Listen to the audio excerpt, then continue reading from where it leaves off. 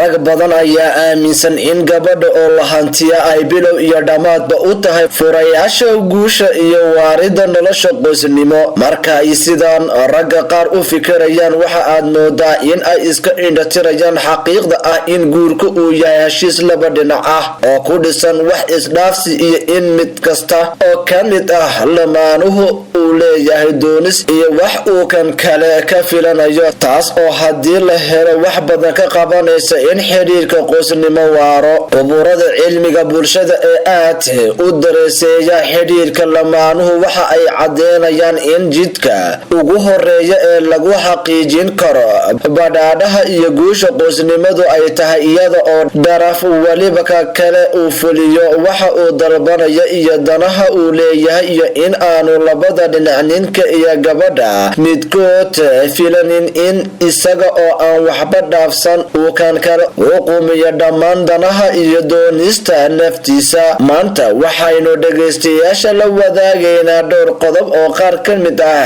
xeeldheerayaasha cilmiga bulshadu ay sheegayaan haddii raggu ay fuliyaan in ay furo u noqon doonto guri nagi iyo in ay si fiican isu fahmaan xaasaskooda. waxaan idiin soo gudbin doonaa 4 shay oo aad u malaynaysa in ay aad ugu muhiimsan tahay qoysaska yagaleela guri qurux badan. dareensii inay tahay qof la jecel yahay waa dabeecad dumarka oo dhammi wadaagaan. gabadh kasta waxa ay doontaa in ay dareento jacaylka loo qabo iyo ilaa heerka uu saygeedu galgacal u hayo. haddaba dhibtu waxa ay tahay in rag badani ay xitaa ku fashilmaa in ay farin yar oo wanaag oo waan ku jecelahay ah u diraan xaaskooda, laakiin waxa ay ma og yihiin in farintaani yari keligeeda dabooleyso baahiyo badan oo ay gabadhu qabto.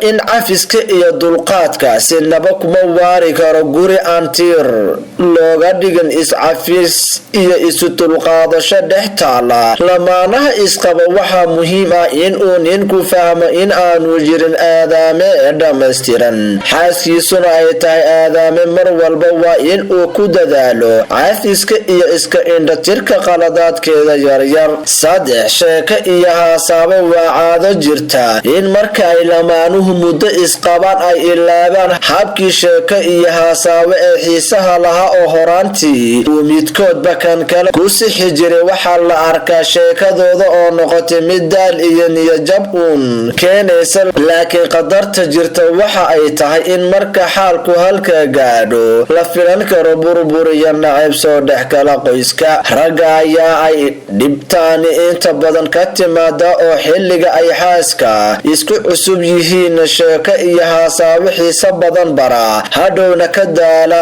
oo aan xiisayn xitaa in ay si fiican uga wada hadlaan arrimaha danta gurigooda ah. sida awgeed quburada xidhiidhka bulshada waxa ay kula talinayaan in ninku marka uu la fadhiyo xaaskiisa aanu ka sheekayn shaqada, xaalada cimilada, dhacdooyinka siyaasiga ah iyo wixii lamida, balse uu xaaskiisa u bilaabo sheeko iyo haasaabo ku saabsan xidhiirkooda iyo gurigooda ama naftooda, iyo in mararka qaarkood uu xasuusiyo qisaskii xiisaha lahaa ee bilowgii xidhiirkooda, sida in uu uga sheekeeyo waayahoodii dhalinyarnimo ee quruxda badnaa.